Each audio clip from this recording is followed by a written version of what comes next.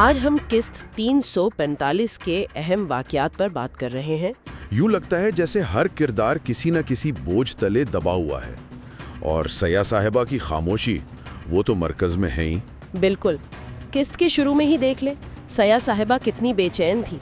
वो हसन से दिलान की वालदा के बारे में जानने की कोशिश कर रही थी। हाँ, और सिर्फ पूछ नहीं रही थी, मतलब एक तरह से धमकी भी दे रही थी कि अगर हसन ने कुछ छुपाया तो वो बारान को बता देंगी। तो ये दिखाता है कि वो कितनी मायूस है ना? और बारान का अपना माजी याद दिलाना कि उसकी खामोशी ने कैसे नुकसान पहुंचाया था, ये दिलान के फैसले को और संगीन बना देता है। वो नहीं चाहता कि दिलान भी उसी पछतावे से गुजरे। लेकिन सवाल यह है कि क्या सच्चाई हमेशा बेहतरीन रास्ता होती है, खासकर ऐसे हालात में? जी, और इन सब टेंशन्स के बीच वो एक मंजर था दिलान के डॉक्टर चेकअप का।